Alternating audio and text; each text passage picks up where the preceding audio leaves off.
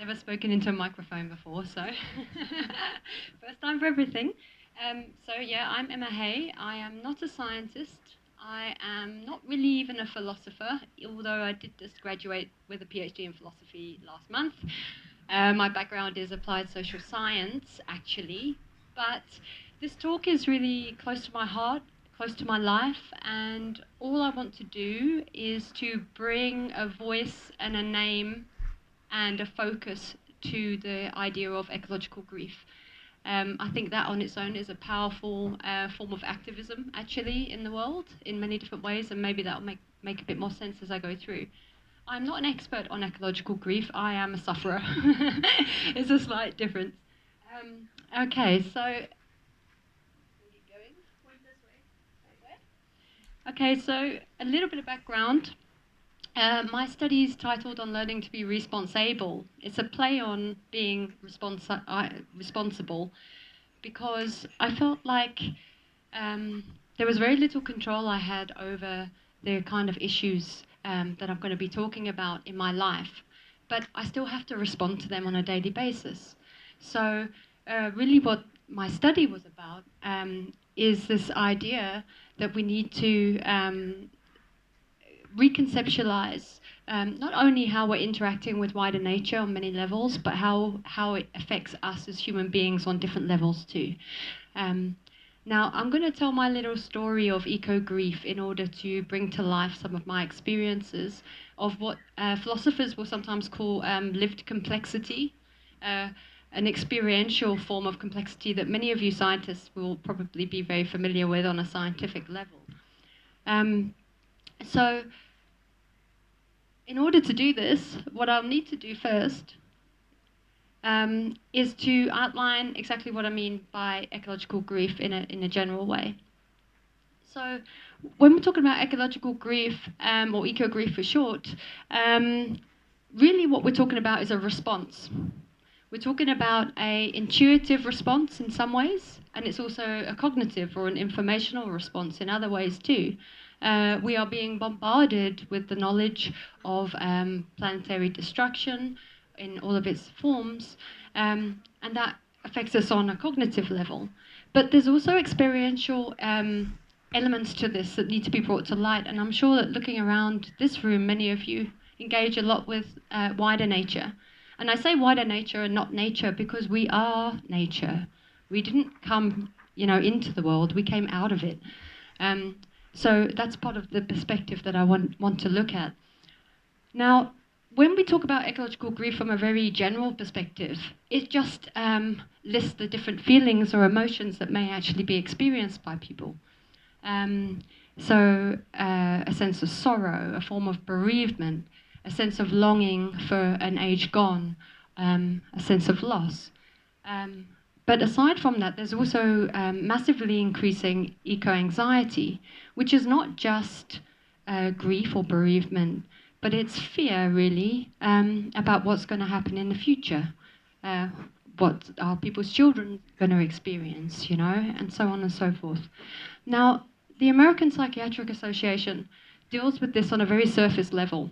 They talk about mainly climate change response, and they talk about experiencing climate catastrophes and the effect that these have on people. I'm not so interested in that kind of grief. I'm interested in prolonged, continuous forms of grief, which I think happen on a daily basis if you have a particularly ecological consciousness, which is something that I'm going to talk about from an eco-psychology perspective in just a moment. Okay, so one thing you should know about ecological grief is it's absolutely exploding. It's really a terrible situation because, particularly in the most industrialized countries where there's a lot of research, reports are coming in with overwhelming numbers of especially teenagers and people in the early 20s suffering from severe forms of grief and anxiety and being medicated for it. And what's happening is, from my reading of the literature, there's very little understanding of how to respond. And that's because ecological grief is not a usual kind of bereavement, in the sense that it actually is about far more than one loss. It's continuous, it's ongoing, and in many people's perspective, it's likely to get a lot worse. So it's something that is being grappled with on a constant basis at the moment in terms of the psychological literature surrounding rapidly increasing mental health disorders. So this is coming up as tops. Now, I can explain why this is such an important idea, but really what I'd like to do is just walk you through what I've experienced and then how it is I've come to understand it, and to see if it can shed any light. Now, I've been living in South Africa for 11 years, and I've been concerned with the notion of living a different kind of life for about 12 years. And I live just on the outskirts, well, not on the outskirts, 30 k's out of Ngqeberha, at the Lady Slipper, the Van Staden's Gorge area. When I first moved there, it was really wild. We were the first people to acquire land there. I don't like the idea of acquire, but to steward land there, if you like. And it was really just bush. And the reason why I bring this up is because when I first came to South Africa, it was for social reasons. I was very disillusioned with the establishment of the established order, with massive global inequalities, with north-south power problems. I taught global development sociology for a number of years before I moved here. And moving here was like a reaction, a response to social inequality and injustice in my mind, as I saw it. I came here wanting to be off-grid, opt out of the system, self-sufficient, sustainable, all these buzzwords that I no longer use about myself. I never would anymore. I've changed my perspective. But these were my intent.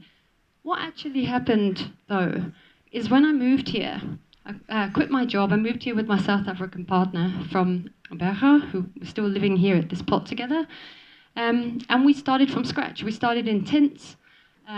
We learned, or I tried to learn how to grow food, build soil, learn about indigenous trees and plants. We planted over 400 trees on 1 acre of land, 40 or so different indigenous species from the local area. And what's important about all of this is not what I was doing, but the fact that it was an incredible eye-opening experience for me, because I came from living a very normal industrialized country life in the UK, you know, and suddenly I was thrown into living completely in sync with nature. So we have a tiny solar system, so everything is small. It's a tiny house. It's 3.6 by 3.6 meters square. Now, to many in this country, that will sound like the average informal settlement home. So it's like, what's the big deal? But for me, it was a very different kind of way of living. And what it exposed me to is something that... Oh, it's over there. Yeah, what it exposed me to is this way of living that was completely immersed in nature. And I wasn't prepared for the way that I would feel about that. So remember, I had a social drive to live a different kind of life, to tread more lightly, to not exploit people and planet. But what actually happened was, instead of frugality, I found a new richness to life. Instead of giving anything up, I started to gain things. I gave up technical things. I don't have any, plugging devices. I have a kettle. And I charge my laptop, and that's it. So I'm always outside, outdoors, and exposed to nature, to cycles, to all these amazing things. Now, what happened, I wasn't expecting. I began to fall in love with something I didn't even know existed, and that's constant flow, constant change, incredible complexity. Every time I plant anything, 10 other things suddenly appear, you know, and I'm not just talking about plants, I'm also talking about insects, I'm talking about, fungi, mushrooms, all these kind of things. And so with all of this incredible diversity, I started to question my own way of thinking. And and my own previous experiences. Now, when you grow food, I don't know if anyone here is engaged with growing food, but you find that you come into a lot of conflict with wider nature, actually. Every time you want to plant anything, something else wants to come along and eat it. So like most people, originally I would evict things. I would try my very best to try and reduce the pests. But guided by permaculture principles, ecological directives of increasing diversity continuously, learning from nature and working with natural processes and not against them, I started to look at the pests differently. And then in doing so, having to observe them as part of my practice and identify them and watch them, I started to connect with them. So what started to happen was I started to care about the things that I used to be most frightened of and disgusted by. I mean, I don't know how you guys feel, but even the spider, I mean, when you go near a rain spider protecting its they're incredibly bolshy. They'll rear up at you and they will do all sorts of things. I noticed that every time I move anything, I'm ruining somebody's day. The life just exploded and I fell in love with it. But this is the joy of the tale, you know. What then happened was, as my perspective changed, and I started to not see pests, but other beings with intrinsic value and their own thing going on, all separate to me, is I started to notice what it meant when a new fence went up, what it meant when a new piece of land was cleared, what it meant when everyone around us blocked out everything in the area. So we had a juxtaposition. Oopsie. I'm giving away all my slides. I found it heartbreaking that I had so much power to destroy anything I wanted to. I've got a still hand saw, rip saw. I can cut out maybe 10, 20 wattle in an hour with that thing with my skinny little arms and my hands. So I can destroy an entire section of land in no time. And this frightened me, you know. I thought, it's not that I'm powerless, it's that I'm so powerful. But then at the same time, I'm powerless in terms of what we do as a collective, in terms of our, you know, humanity.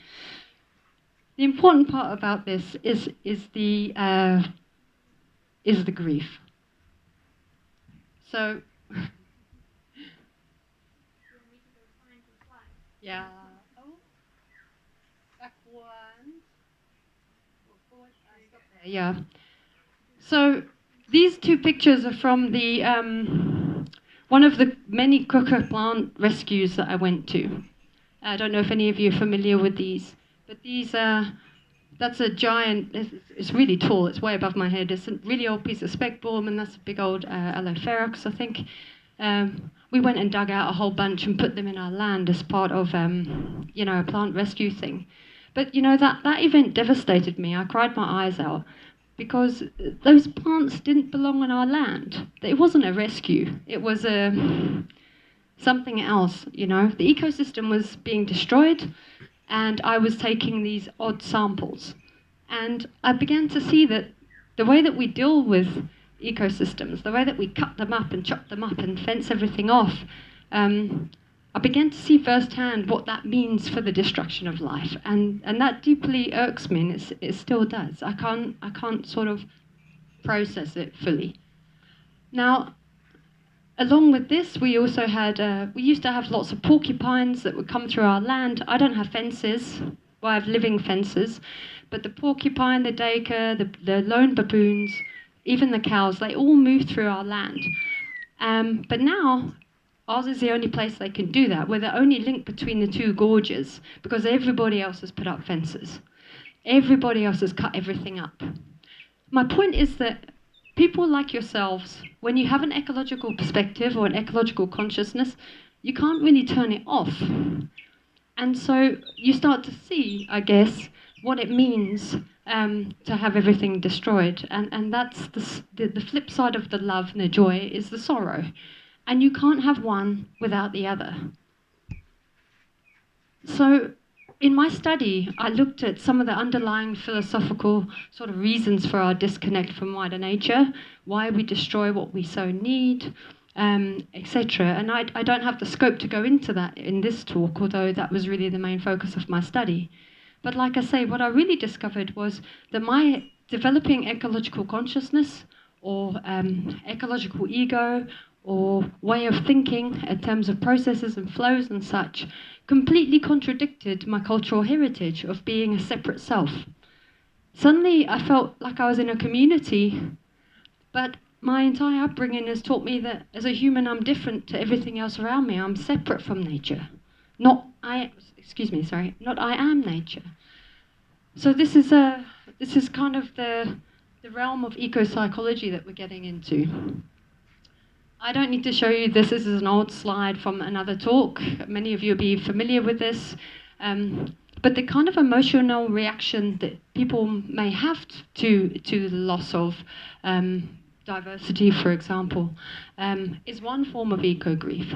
It can come in terms of information, or it can come in terms of lived experiences. But the pain must be recognized if one's to sort of be able to respond in any sort of way at all. And, you know, one of the things that I looked at, I wrote a chapter that was all about an eco-psychological perspective on human relations with wider nature. And really, eco-grief is a central theme that arises again and again. And what, is different about eco-grief is that it's a completely rational response. And so how do you treat it? How do you respond to something that's going to continuously happen? So that's one of the questions that I was seeking some kind of an answer for. And that brought me into the remit of eco-psychology. And, the central hub of this is the notion of we to our nature. There's now a whole range of philosophy, eco-philosophy, and ecological social sciences that look at the psychological value of our connection with wider nature, which is often something that many people don't realize or take for granted. In other words, it matters if you are connected to nature or not. According to eco-psychologists, it's because we've spent so much of our human history in the outdoors and connected to nature that now our modern lives completely detach us from that, and that this is a form of low-grade traumatization and continuous impoverishment of the psyche. This is the perspective of many eco-psychologists trying to understand this. And this is why they say it's a rational response. So, even if we have a sort of a real turnaround in terms of the way our environment is being treated, we still have a continuous sort of degradation, if you like, with our contact with it. And that's only going to increase as we become more and more digitalized and more detached from the natural environment, which is happening continuously. This has big repercussions for children. If we were to grant connection to nature psychological status, then you would have something like a response to getting kids in nature as part of their natural health regime. There's one eco-psychologist Richard Louv, he talks about nature deficit disorder now as a way to describe what children are experiencing when they don't get to be out there in the cycle. So it's not just about animals and trees and plants. It's about understanding that you're part of something bigger and greater, and that processes go on without you, irrespective of you. Don't you find that when you look at a mountain or the ocean, it reduces your sense of self and responsibility, not in a bad way, but in a good way? You kind of become almost like you don't matter in the great scheme of things. I mean, what eco-psychologists talk about is a non-sectarian, so like not a usual religious, but a spiritual connection that we find. And there's a whole bunch of research that's attached to this in terms of what's called ecotherapy. Right now, there's so much work going into helping children and people with mental health disorders and substance misuse disorders relieve those things by being connected to nature in systematic ways. And that's going on all the time. Okay, so the idea is that we need to recognize the importance of this for our own individual subjectivity and our own individual psyche as one like major element of what's coming out of eco-psychology. So other therapies try to deal with things in terms of relationships generally. a relationship someone has with a family member, or a relationship they have with their own, psyche. But eco-psychology is unique in the sense that it tries to mend the relationship that we have with wider nature by just creating exposure. So there's two dimensions to it. There's a recollective dimension, and then there's also a therapeutic dimension. And the idea is that we need to, if we really want to care for our environment and change practices, if we really want to see people caring about what's going on, the first thing they have to do is actually have contact and care about and engage with it. That's one of the major findings, which obviously seems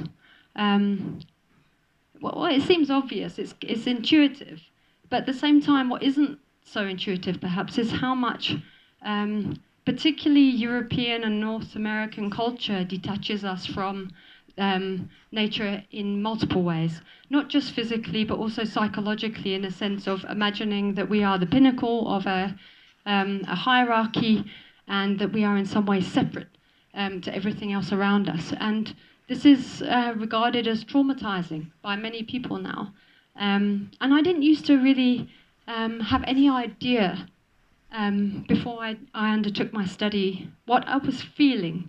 I was feeling sad about things, but I was also feeling frustrated and angry and confused because why is there all this constant development and destruction at the same time as us recognizing that we need all of the ecological processes to survive? It kind of feels mad. There are many reasons for that, and it's way too big for this talk, but it generally boils down to the way the economic system runs and the pressures that places upon our natural world is one of the main findings. Now, there's another thing I want to talk about with eco-grief. So I've talked about it on quite a surface level in some ways, in terms of my own experience of joy and then my own detachment. But also, ecological grief's way deeper than that. It has many other levels too. Now, I can only talk about the sense of loss or suffering that I feel in my small amount of time of really connecting. Imagine if all of your spiritual and traditional and cultural values are tied to the land, and then it's degraded, and then it's lost, you know? So what we're seeing really is the most marginalized peoples, the most disenfranchised peoples of the world, which generally relates into indigenous cultures, although it's a bit broader than that, from my research at least, show that they suffer greatly in a far deeper and more painful way than I can possibly fathom. When it's not just about losing your connection to the land, it's losing your connection to spirit, to ancestry, to so many things that are so deep to so many people. Such that one particular philosopher, Glenn Albrecht, coined this term solastalgia. So it's a play on nostalgia. When people used to go after war, they would get homesick, and they called that nostalgia, and it was a natural disorder, a registered disorder. Now, solastalgia is more of a way of conceptualizing not being away from home, but still feeling homesick. So when you see things around you degrade, it hurts. And according to eco-psychologists, it should. And if it doesn't, there's something really quite wrong. It's completely and utterly natural. What is irrational from this particular perspective is the way that our ongoing systems create and perpetuate endless annihilation. I know we're here, well, I'm just here as a guest, but I know you're talking about all these wonderful attempts to respond to the situation. And that's wonderful, but you probably realize it's in a context of the juggernaut of continuous economic growth and continuous population increase.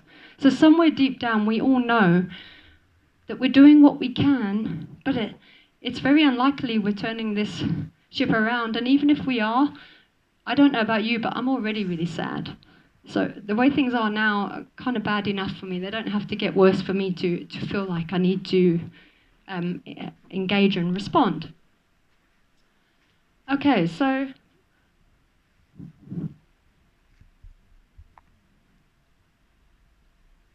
go one next. Oh, Toadie. So I mentioned on the last slide, I didn't talk about it, but I said, I mentioned this idea of it being deeper than just a loss of beauty and natural space and the ability to go outside. A final element I want to talk about before I can mention anything about response is the impact that instrumental consciousness, or a consciousness that is separate from nature and sees one as a separate self, has upon identity and one's own sense of subjectivity. Briefly coming back to the plot again, there was only one toad that lived around our plot. He was huge. That's Toady there, now goners. And I was sitting working on my thesis, writing about ecopsychology, when Toady came limping past me. And I was like, that's odd. And then the night adder was behind. I was shocked. This is what philosophers sometimes call the Heraclitean universe, where everyone is someone else's food, you know. And us humans like to say we're not part of that universe, and we get very shocked when things eat us or, you know, bite us, or like affronted almost, you know, like how dare the insect bite me, how dare the shark bite me, etc. But my exposure to this kind of universe has again opened up this profound joy about complexity, but it's had deeper things, deeper impacts, like looking at death differently. I used to abhor death. I used to look at death as you're ecologists, so I'm kind of, or many of you will be involved in ecology, obviously. But for me, the realization that life and death belong to one another was utterly novel. And again, my study looked at understanding some of the philosophical reasons, at least, why that's the case. Why was I so detached from the most fundamental process that exists, that we know of? Life belongs to death, death belongs to life. So an ecological consciousness can change the way that you interact with the world in many different ways. It's not just about understanding that ecological grief is sort of natural, if you like, or a sane response or a rational response. There's more to it than that, if one wants to go a bit deeper. It took 45 minutes for Toady to be eaten face first, still slowly blinking, and I watched the whole thing. And it played on my mind for months, this one single act. Look how powerful that is. I mean, for you maybe not, but for me, looking at Toady's feet disappear, it was a big deal. Yep. One of the things that I've come to experience as a part of eco-grief, and you may or may not relate, I'm just trying to share my story to give it a name, is relinquishing control. If you develop a genuinely ecological consciousness, you cannot possibly believe that you can control all parts of your life. It just won't fit, because so many unknowns happen. So many things are just constantly happening. There's so much change and variation, and in biology they talk about self-organization and the natural intelligence and whatnot. On our land, that's my little cabin there. It didn't burn.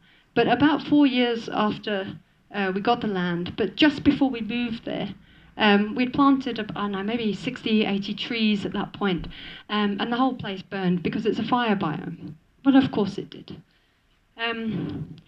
What's important for me about this little story is it was really sad to see everything burn, but that's not the sad part of it. For me, the sad part of it was giving up the idea that I can control it.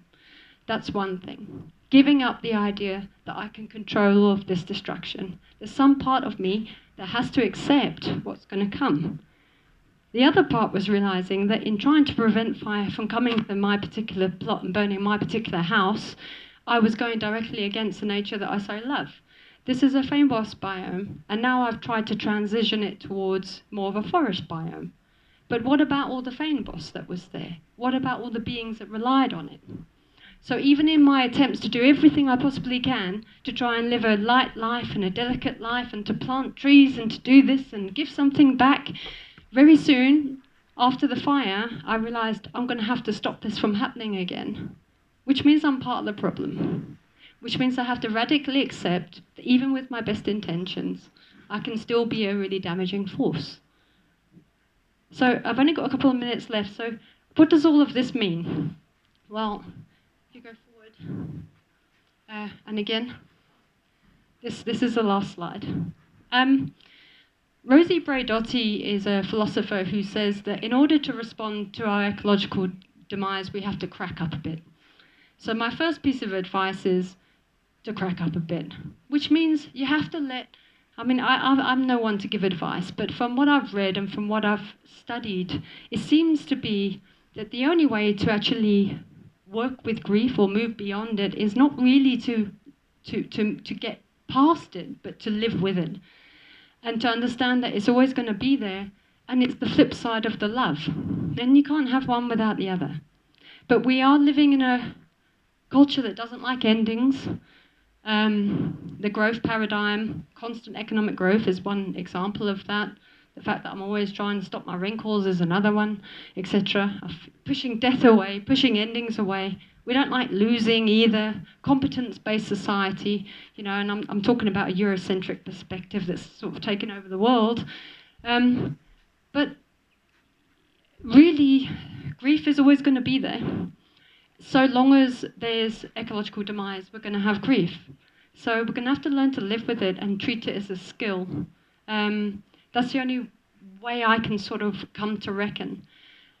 There's also this both-and perspective that is really liberatory. It's called post-structuralism in philosophy, but that doesn't matter. Both-and just means instead of absolutes and yes or no, better and worse, this or that, it's a movement more towards understanding that everything is a bit of this and a bit of that. You can't always have one thing without the other. So you can have some agency, like I said. You can conserve, you can try and restore, you can try and do this and do that. But at the same time, you're completely constrained by the economic model, by the size of the human population, by the mode of thinking that's dominant in society. In other words, no man is an island. So no matter what we do or think or feel, we're part of a giant assemblage of billions of people and systems that are way beyond our control, that were there before us and will be there after us. So it's like an acceptance of that, which is not to say to be passive and to give up and nihilistic. It just means recognizing that, what's happening is sort of, you can act and you can control how you can respond, but that's kind of it. And I think that's a really important perspective, because so many people I meet are so angry and so righteous about what needs to be done. But anger and righteousness is arguably part of the problem, from my perspective at least. The last thing I'll say is a philosopher I like called Deleuze. He said what's needed is endurance. Really, how do we create a new earth, a new gentleness? And his perspective, and I agree with it, is it's not about finding the right course of action. It's about finding a way to act. It's about finding a way to, recognize your own finitude, your own inability to change things, but at the same time to turn negative emotions like deep sorrow and anxiety, and use them as a force for proactivity. But not to do so imagining you're going to change the world or it's all going to get better, but just to do it for the sake of it. That's where I'm at with my particular story. I do not claim to have any sort of authority over the notion of eco-grief. All I can say is I know it, and I'm working with it. And this kind of perspective, this both-and perspective, and recognizing that grief is attached to love and it's going to stay, and to work with it, for me has been really helpful. I don't know if it will help you. That's it. Thank you.